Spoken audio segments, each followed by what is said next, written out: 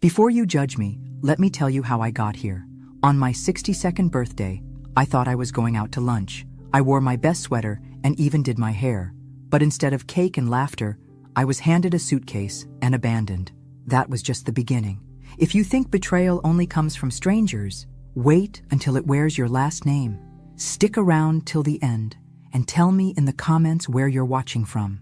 They say a mother's love is unconditional, that it's patient, forgiving, and eternal. I believed that. I lived that. Every scraped knee, every sleepless night, every school play, I was there for Brandon, my only son. I woke up on my birthday with a flutter in my chest, that familiar warmth of anticipation. 62, alone in my modest house in Dayton, Ohio, but hopeful. Brandon hadn't called much lately, said work was hectic, that things with his wife were tense, but surely, he'd show up today. I made pancakes, his favorite, even set 2 plates. By noon, I was still alone. My heart sunk a little, but I refused to spiral. I checked my phone a dozen times, reread old texts just to feel some connection. At p.m., the doorbell rang.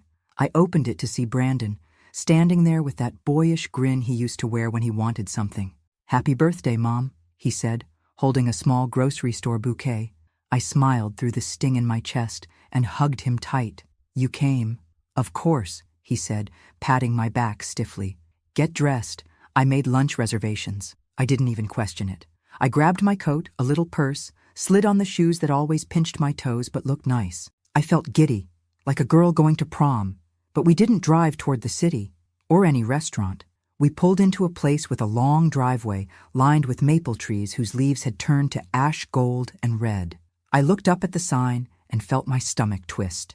Willow Pines Senior Living Facility. "Brandon, what is this?" He cleared his throat. "Mom, we need to talk. This isn't safe anymore. You live alone and with your memory lapses." "What memory lapses?" I snapped. He kept talking. "I found a great place. It's safe, comfortable. You'll have people your age, activities." I laughed. That bitter kind of laugh that doesn't feel like laughing at all. "You're kidding. You brought me here. On my birthday?" He got out of the car. "Let's go inside." I refused to move. That's when he opened the trunk. My suitcase was already packed. I stared at it, frozen. "You went through my things?" He sighed. "Don't make this harder than it needs to be." Inside, it felt like time had stopped. Smiling faces at reception, the smell of antiseptic and overcooked vegetables. He handed over papers, legal papers, a transfer of power of attorney. My name, his signature. Done. I didn't cry then, not yet. I let them lead me to a room with beige walls, an adjustable bed, and a small window facing a brick wall. My birthday gift. I sat on the edge of the bed with my coat still on, feeling the cold seep through my bones. No cake, no candles, just silence. Hours passed. I finally opened the bouquet. It had wilted from the car ride. The flowers looked like I felt. That night, I lay awake, listening to the quiet rustle of nurses, the distant sound of a TV somewhere down the hall. The mattress was too firm. The sheets smelled like bleach. I replayed every conversation with Brandon over the past year, trying to see the signs I'd missed. I thought of all the times I said yes when I should have said no. The times I covered for him, loaned him money, made excuses to others. The moments I swallowed disappointment because I loved him. But that night, I stopped defending him. Something cracked inside me. Something essential. The next morning, I asked a nurse for my cell phone. She said my son had taken care of it, disabled the line, said it was too confusing for me. It was then I realized I wasn't here to be cared for. I was here to be erased, and if I didn't find a way out, they'd succeed. But I'm not as fragile as they think, not even close. I stopped eating for 2 days, not because I was trying to make a statement, but because I simply couldn't stomach the food or the truth. There's something about being treated like you're no longer useful that breaks a part of you that never fully heals. I'd raised a child, built a home, loved fiercely, and now I was just a room number and a patient chart. The nurses were kind, mostly, but kindness can feel like a form of pity when you're trapped. They called me sweetheart and Han, like I was 10 or 100. No one asked what I did before. No one asked what I loved. To them, I was just another old woman wearing slippers and forgetting things, even if I hadn't forgotten a damn thing. My roommate Doris slept all day and snored all night. She didn't talk much, but when she did, it was about people who hadn't visited her in years. I listened, because I knew the ache of absence too well. I tried to keep my mind sharp. I watched the news in the common room and did the crossword puzzles they left in the hallway. I reread a novel I'd already read twice before. But something inside me was sinking, deeper, darker. Then, on the fourth day, I met Ruby. She wasn't supposed to work that day. A nurse called in sick, and Ruby, young, with braids pinned up under her scrub cap and kindness in her eyes, filled in. She was checking my vitals when she said, "You don't belong here." I looked at her, startled. She smiled. "Don't get me wrong. A lot of folks need help, and that's okay. But you don't seem lost." I blinked away the sudden sting in my eyes. We got to talking. She asked about Brandon. I told her what I could without falling apart. She listened, not just nodded, really listened. Later that day, she came back with something in her hand. "This belonged to Mr. Henley, a resident who passed last week," she whispered. "We found it tucked inside a Bible. No one claimed it. It was a lottery ticket, folded, a little yellowed, and dated 2 weeks earlier." I chuckled, dry and brittle. "And you want me to try my luck?" She winked. "Hey, the world owes you something." I didn't plan to do it. Not at first. It felt silly. But boredom and desperation are strange bedfellows. That night, I waited until the hallway was quiet, used one of the facility's ancient desktops in the lounge, and typed in the numbers. My hand froze. My eyes scanned the page again and again. Is million. I covered my mouth with both hands. I looked around. No one was there. The silence that followed was deafening. It wasn't joy I felt, not at all. It was fear, pure, electric fear. If Brandon found out, if anyone found out, I printed the confirmation, folded it small, and tucked it inside my bra. The next day, I called Ruby aside. "I need to talk to someone, privately, someone legal." She didn't ask why. She just nodded. Ruby knew someone, a volunteer attorney who came by twice a month to help seniors with wills and such. I waited, with my heart pounding, until he arrived that Friday. His name was Aaron, young, sharp, and most importantly, discreet. We sat in the tiny break room. I slid him the lottery confirmation and whispered, "Can you help me disappear?" His eyebrows rose, but he didn't flinch. "We'll need to move fast," he said. The next hours were a blur. Paperwork, notarizations, financial transfers, a new phone, a temporary mailing address. He contacted an independent financial advisor who set up a blind trust. My name was nowhere visible. Brandon would never see a cent. I signed a new will, leaving everything to charity, just not yet disclosed. Brandon had already signed away my life once. I wouldn't let him do it again. Ruby hugged me on the night I left. "Don't forget us when you're free," she whispered. I didn't cry. I couldn't. I slipped away just before dawn, wearing clothes that weren't mine, carrying a duffel with only the essentials. They thought I was senile, broken, alone. But I was about to become a ghost with $1 million. Let them look for me. They'd never see me coming. The bus ride out of Ohio was long, quiet, and cold. I sat near the back, hood up, sunglasses on, clutching that duffel like it held my soul. In many ways, it did. I didn't know exactly where I was going. All I knew was that I had to get far enough that no one could find me. Not Brandon, not his wife, not the lawyers he'd likely already called. Aaron had helped me purchase a modest house under a new trust name in rural Tennessee. Something off the grid, but livable. No cameras, no neighbors too close, just enough distance between me and the life I was leaving behind. When we crossed the Kentucky border, I exhaled for the first time in hours. Freedom had a taste, and it wasn't sweet. It was metallic, like blood and fear. The house was nothing fancy. A single-story brick structure with chipped paint and a crooked mailbox. But it had a working heater, clean water, and, most importantly, silence. Not the kind you get in a nursing home, surrounded by people who've given up. This was the kind of silence that let you breathe. The next few days, I lived like a shadow. I cooked simple meals, walked to the mailbox, sat on the porch, wrapped in an old quilt watching the wind carry dead leaves across the yard. I checked the news obsessively, half expecting my name to appear in bold letters. Missing woman wins, $1 million. Son claims mental instability. But there was nothing. Not yet. I kept the lottery ticket in a fireproof box under the floorboard in the hallway closet. Alongside it, the new will, a burner phone, and a note addressed to whomever finds this, just in case. One morning, about a week after I left Willow Pines, the quiet shattered. A knock at the door. I froze. I hadn't told a soul where I was. I didn't even have a credit card linked to my name. My heart beat like a war drum in my chest. I tiptoed to the window and peeked. Just a delivery man. Groceries. Part of the arrangement Aaron had set up. Still, I couldn't shake the feeling. That afternoon, curiosity got the better of me. I created a fake Facebook profile and searched for Brandon. There he was, smiling in his profile picture like the world hadn't fallen apart. In his latest post, he wrote, "If anyone has seen my mother, Margaret Taylor, please contact me or the Dayton police. She's been missing for several days. We're worried about her safety." Beneath it, hundreds of comments poured in. Prayers, condolences, people praising Brandon for being such a good son. I laughed so hard I cried. Oh, they had no idea. None. But what truly broke me wasn't the post. It was the photo he used. It wasn't recent. It was from 5 years ago, one of the last birthdays we celebrated together. I had a sparkly party hat on, and he had his arm around me. We looked happy. How easy it is to perform love in pictures. That night, I couldn't sleep. I sat in the living room staring at the fireplace. My thoughts went in circles, and the longer I sat with them, the darker they became. I remembered every time I'd given Brandon money, every loan, every lie.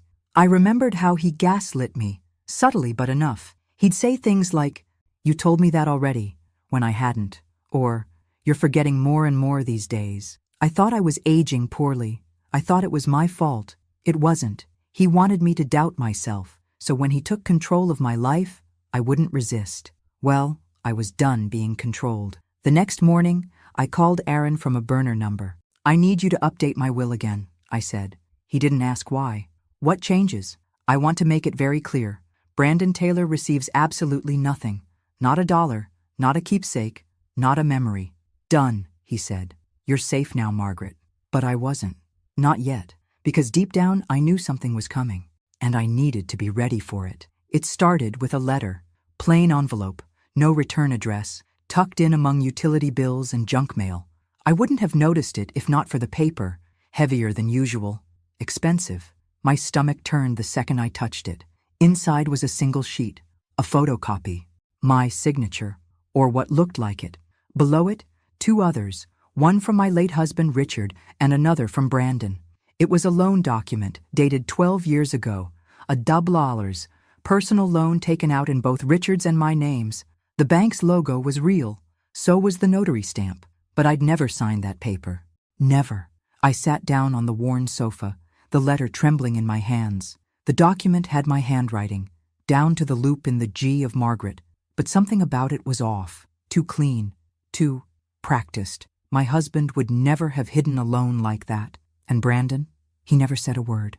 I pulled out the fireproof box, retrieved the older file folder Aaron had helped me compile, a collection of past financial documents we salvaged before I left. Inside, I found 3 more forms, all with my forged signature. A cold realization slithered through me. Brandon had been stealing from me and Richard for years. It explained the strange tension in our final years together, the way Richard avoided certain financial topics, how we suddenly had less, how Brandon always seemed to need money for an emergency, but drove a newer car every year. The quiet arguments at night I thought were about work, the canceled vacation plans, the bad investments. I'd blamed aging, the market, a general turn of luck, but it was Brandon. All along, I didn't cry. Not this time. Instead, I opened my laptop and began digging deeper. Over the next 3 days, I pieced it all together. Brandon had falsified several loan documents using Richard's social security number and mine. The amounts varied. Dow here, dow there. Some were paid off. Others had been quietly rolled into debt collections. Richard must have covered most of it before he died, taking the shame with him. But one account, still active, showed a ballooning balance of over $, and it had defaulted under my name just 3 months before I was dropped at Willow Pines. I sat in the darkness of that little Tennessee living room, screen glowing in front of me, hands clenched so tight my knuckles ached. This wasn't just betrayal. This was theft, fraud, criminal. I reached out to Aaron again. "I have new information," I told him. forged documents, loans. Brandon did it. I believe you, he said calmly. Do you want to press charges? Not yet. I wasn't ready. Not because I had doubts. No, those were gone. I wasn't ready because I wanted him to feel the fear first, the silence, the not knowing. I wanted him to wonder if I knew. Because the truth was, I wasn't hiding anymore. I was hunting. I began gathering every document I could, every account tied to my name, every old email, every financial notice Brandon once sent on my behalf. I even contacted the old bank we used and requested records under a legal pretext Aaron helped me draft. Piece by piece, the puzzle formed, and what it revealed made my blood run cold.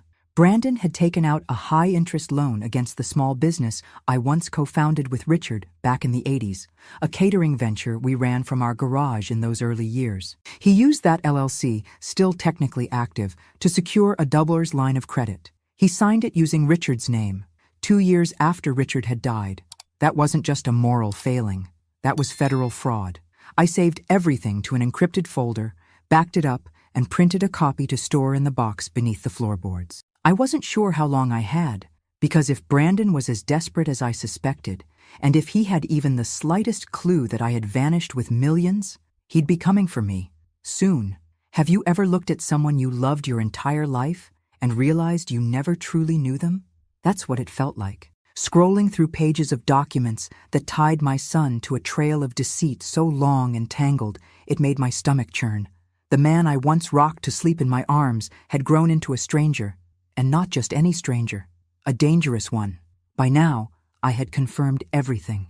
Brandon had forged my signature, lied to banks, manipulated my late husband into covering for him. And worst of all, he had done it all behind the mask of a devoted son. But the darkest truth came through a simple search. Buried in a public database, with a little help from Aaron's access, I found it. Brandon Taylor, currently under federal investigation for fraudulent tax filings, embezzlement and identity misuse. Identity misuse. That one hit hardest. I clicked on the case file, trembling.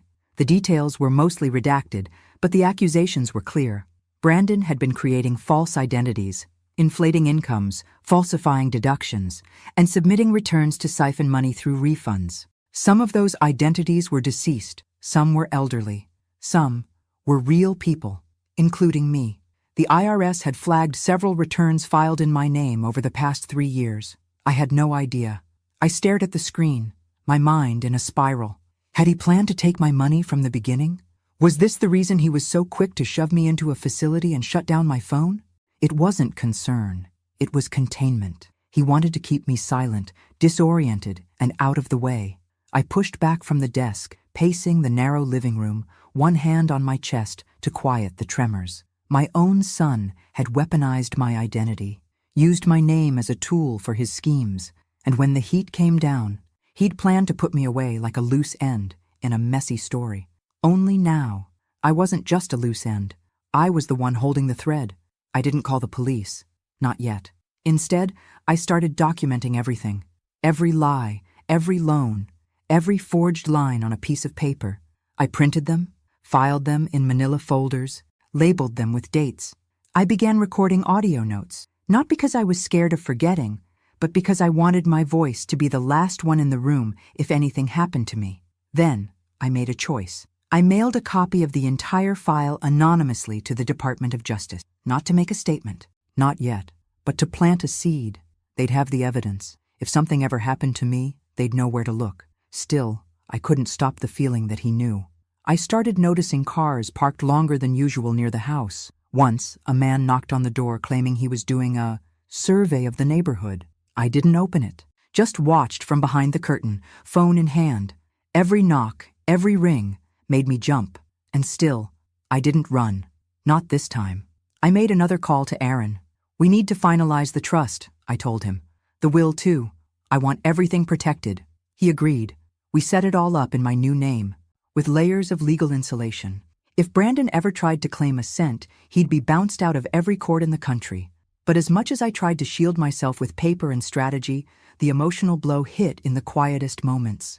I'd sit at night and remember Brandon as a boy, his laugh, his scraped knees, the way he used to fall asleep on my chest. I'd remember the teenage years, when things got harder, but I never gave up on him. The college calls, the sudden silences, the growing distance. How did I miss it? How long had he been slipping away while I kept holding on?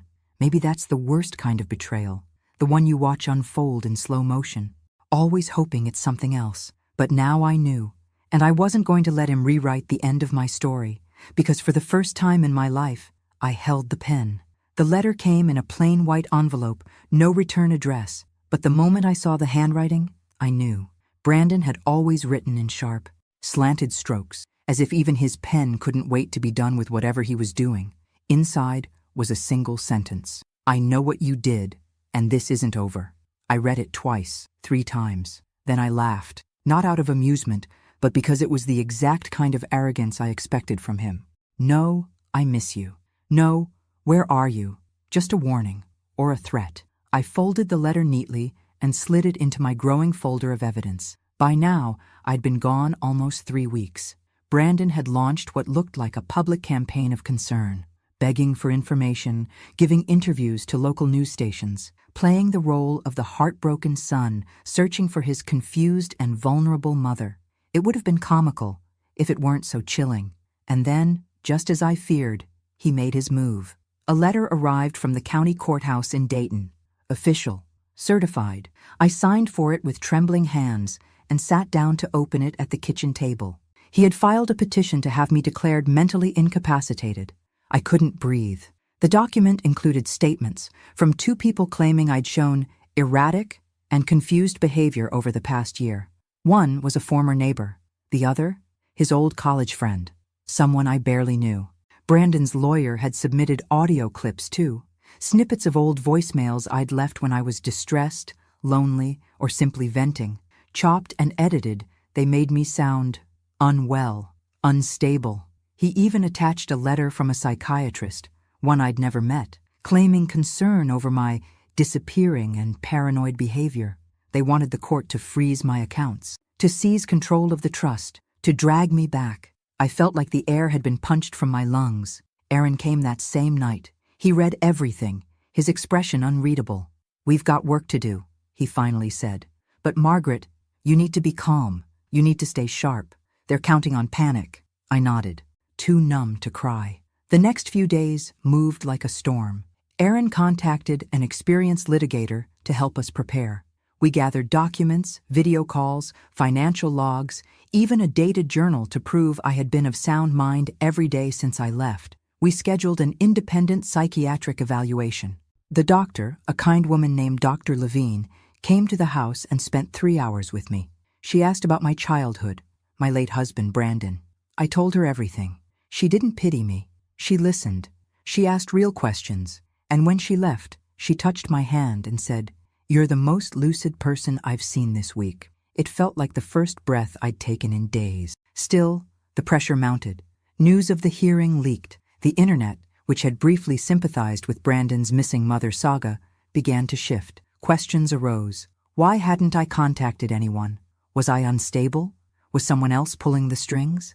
The media loves a mystery, and Brandon knew how to feed them one. But I wasn't afraid anymore, because now I had more than just proof. I had purpose. In the quiet of my small home, I began preparing a video statement. I didn't publish it yet, but I wanted to be ready, just in case they silenced me.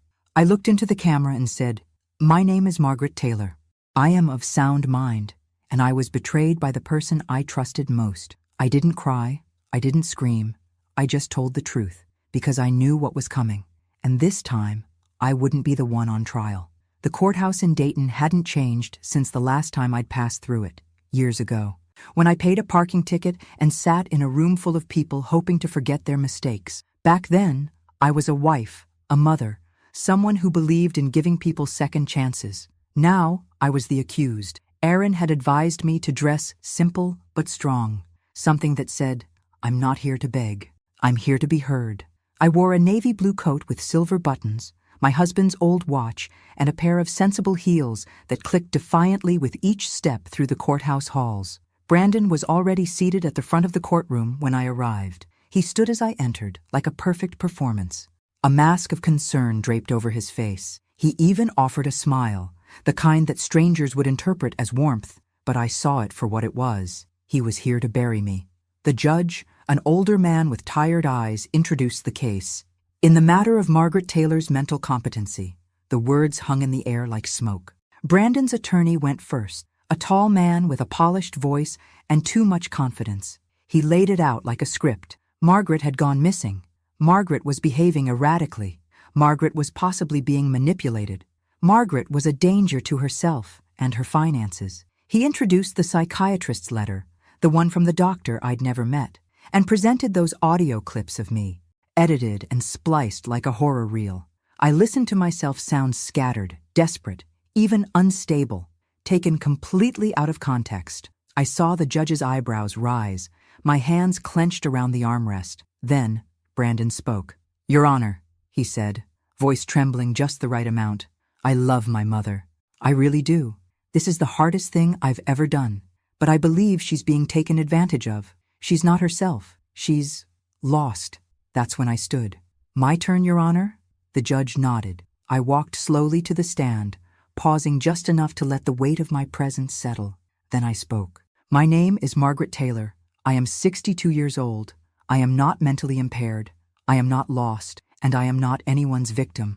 I opened my folder, methodically, carefully, and handed a copy of Dr. Levine's full psychiatric report to the judge, signed, dated, and certified. The verdict: completely sound mind, no indicators of cognitive decline, emotionally stable. I watched the attorney's shoulders tense. Brandon's face twitched. Then I continued. "I have here," I said, lifting a second folder, "a log of every phone call I made the week before I left, receipts for the transfer of funds to a legal trust, medical records, clean, and a signed affidavit from the attorney who helped me exit the facility, stating I was lucid, logical, and in full control of my decisions." I paused. "And I also have something else, but I won't be presenting that today, not unless I need to." I didn't show the file, the one with every fraudulent signature, every stolen loan, every manipulated tax document Brandon ever touched. That was my ace. Instead, I turned to the judge. He put me in a facility without my consent, took my phone, took my freedom, and now he wants to take what little I have left, my voice, my independence, my dignity. Don't let him. The courtroom was still. Aaron sat beside me, silent but steady. His eyes met mine, proud but not surprised. The judge leaned back, thumb tapping the file. "I need time to review all documents and the medical evaluation. The court will reconvene in 2 weeks." 2 weeks. Brandon turned toward me as the session ended. He tried to catch my eye, but I didn't give him the satisfaction. He left the courtroom with clenched fists and a jaw set tight. His mask was cracking. And I walked out with my head high. The war wasn't over, but for the first time, I knew I could win it. 2 weeks. That's how long the judge gave us. But Brandon didn't waste a single day. Within hours of leaving the courthouse, he doubled down on his public campaign. The local news ran a new segment. "Missing mother reappears in court. Son fears exploitation." Brandon spoke directly to the camera, eyes moist, voice shaking just enough. "I just want to make sure my mother is safe," he said. "She's been through a lot. She's not thinking clearly. And I'm afraid there are people around her with bad intentions." I watched the broadcast from my living room, arms folded, jaw tight. There were no bad people around me. Just me. Just Margaret Taylor, the woman who raised him, who sacrificed, who forgave more than any mother should. And he had the audacity to paint me as a puppet? That was the moment I knew. The silent war I had declared in my heart was no longer enough. I needed to act. I called Aaron and asked him to come by. When he arrived, I handed him the sealed envelope with every document I had collected. The fraudulent loans, the forged signatures, the tax returns Brandon had filed under my name. "Send it," I said. "Not to the court, to the Department of Justice, anonymously." He opened the envelope, flipped through the pages, and nodded. This will get their attention. I'm counting on it. But I wasn't done. That night, using one of my new aliases and a fresh online account, I made a sizable donation, $5 million, to a national nonprofit organization that protects elderly individuals from financial abuse. No name attached, just the transfer. Within a week, they launched a campaign using my case as a symbol. They didn't name me, but the timing was too perfect. People started whispering, sharing, questioning. How does a mother vanish, then reappear with money, but her own son tries to lock her away? Comments flooded social media. Something's off with the son. Let her speak. Why hasn't anyone asked her side? I don't trust him. Brandon's carefully constructed image began to wobble. Then, a break I hadn't expected.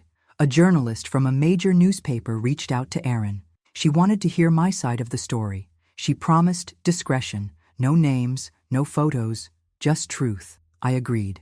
We met at a quiet cafe 2 towns over.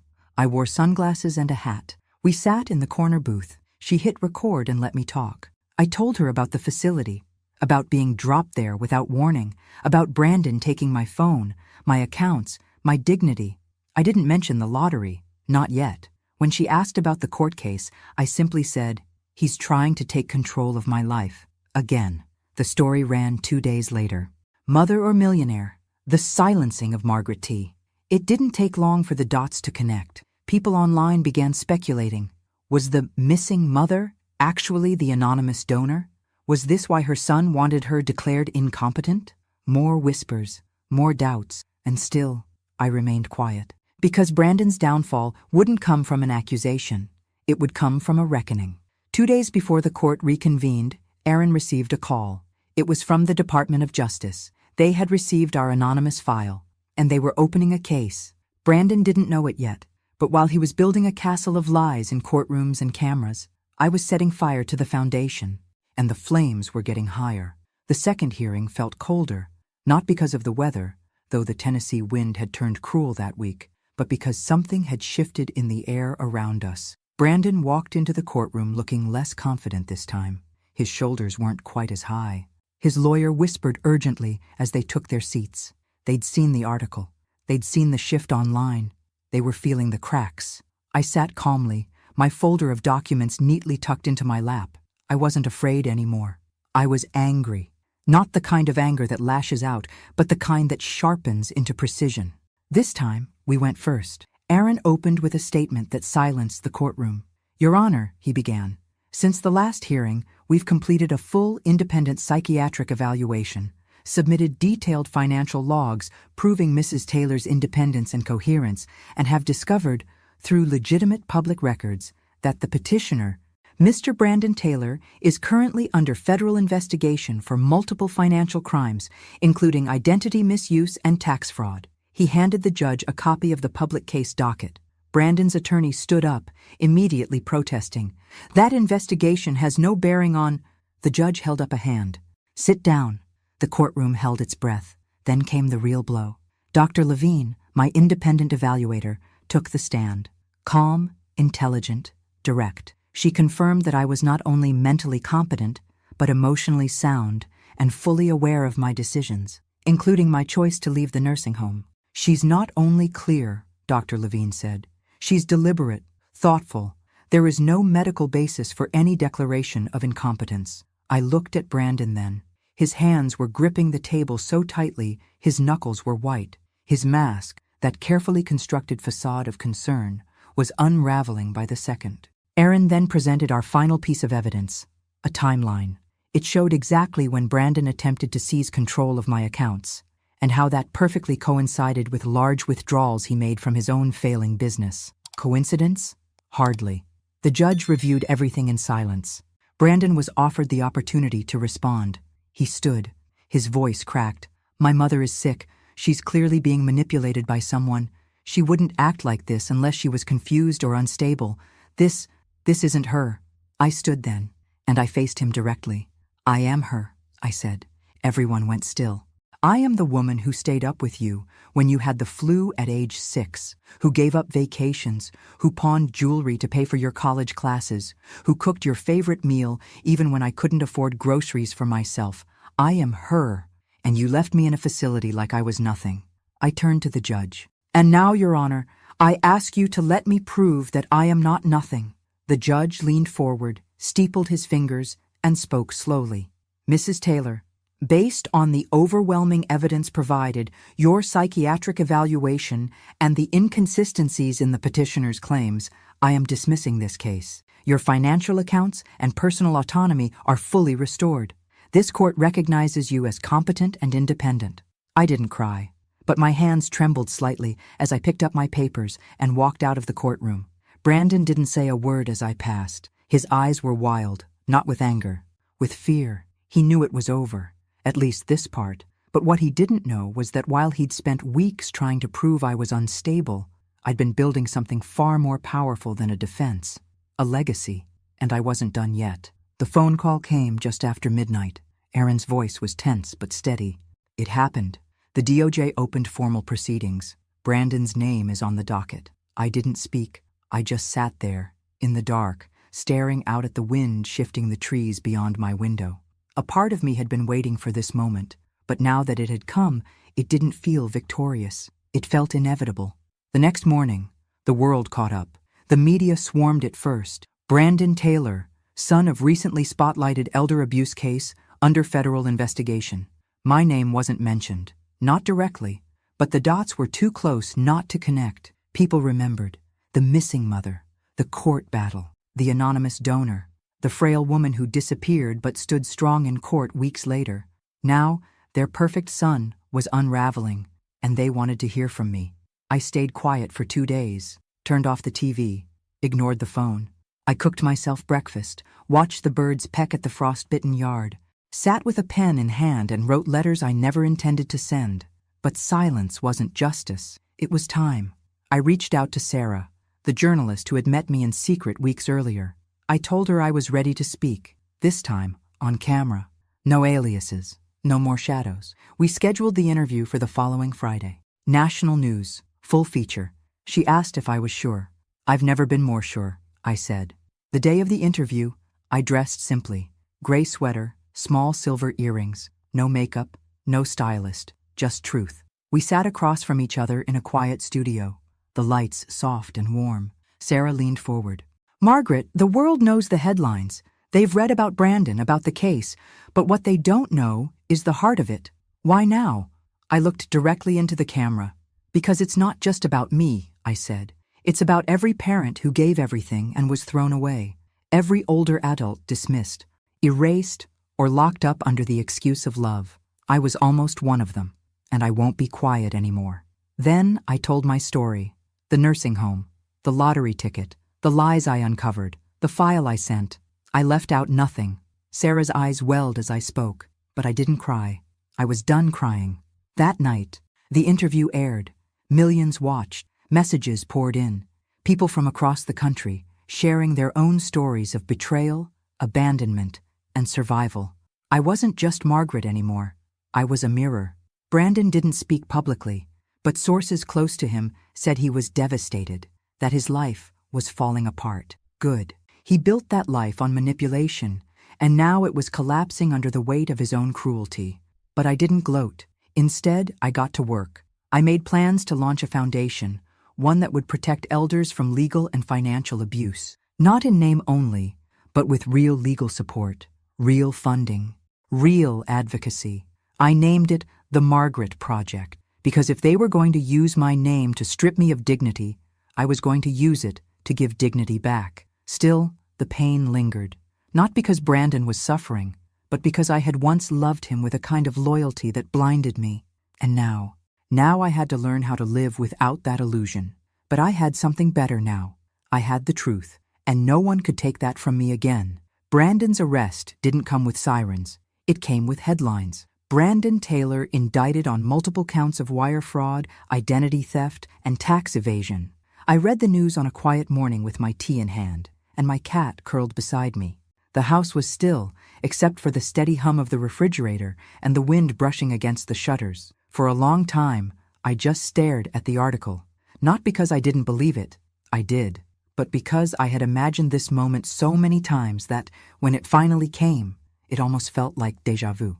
He was out on bond, of course. Money can buy time, even when it can't buy peace. But the damage was done.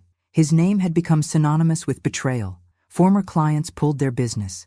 His credit lines were frozen. Friends? Gone.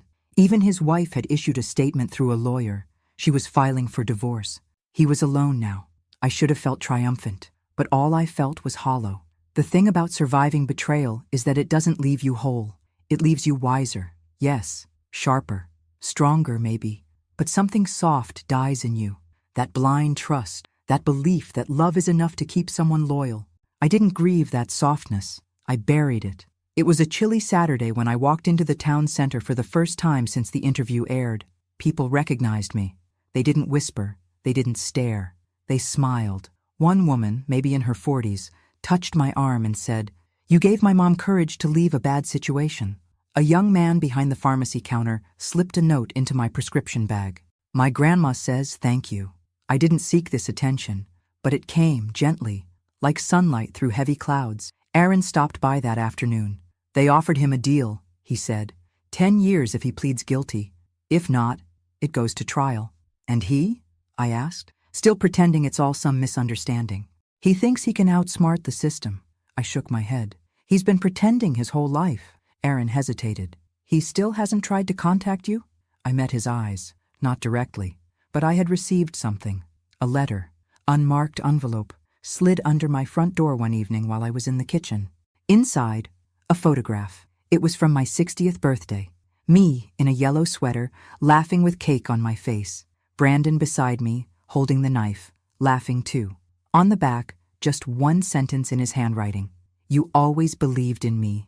I'm sorry that wasn't enough." I sat with that photo for hours, not crying, not raging, just remembering. Remembering the boy who asked for one more bedtime story. The teenager who drove my car into a mailbox and cried when I didn't yell. The man who hugged me tighter than usual the day his father died. They were all parts of him, and I loved them.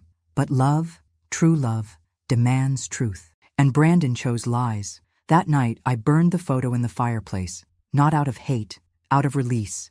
I watched the flames curl around the paper, blacken the edges, erase the smile. I didn't need a picture to remember. I needed peace, and I was almost there. The morning I returned to Willow Pines, the sky was pale gray, the kind that softens the world without hiding it. I stood outside the facility for a long moment, staring at the very place where I'd been left like luggage. The parking lot was quiet. The trees were bare. But something had changed. The front doors opened, and Ruby stepped out before I could knock. She gasped when she saw me. "Oh my God, Margaret!" I smiled. "It's me." We hugged, not politely, not briefly, but like two people who had both survived something. Her arms were warm, and I realized how long it had been since I'd felt safe in someone's embrace. Inside, the place looked different. The floors were freshly waxed. The lights were brighter. The common room had new books, a better television, and real coffee brewing in the corner. "I heard what you did," Ruby said, leading me to a quiet bench in the hallway. "The donations, the interviews. Margaret, you changed everything." "No," I said. "I just stopped letting people decide who I was." We walked the halls together. I visited Doris's old room. It was now a reading lounge. The staff looked up, some smiling, some stunned. A few residents recognized me. I nodded to each of them. They weren't invisible anymore, and neither was I. That afternoon, I gave a speech in the new activities room. There were folding chairs set up, and the staff had made cookies. Ruby introduced me like I was someone famous, but I shook my head. "I'm not here because I'm rich," I began. "And I'm not here because I was wronged. I'm here because I was silenced.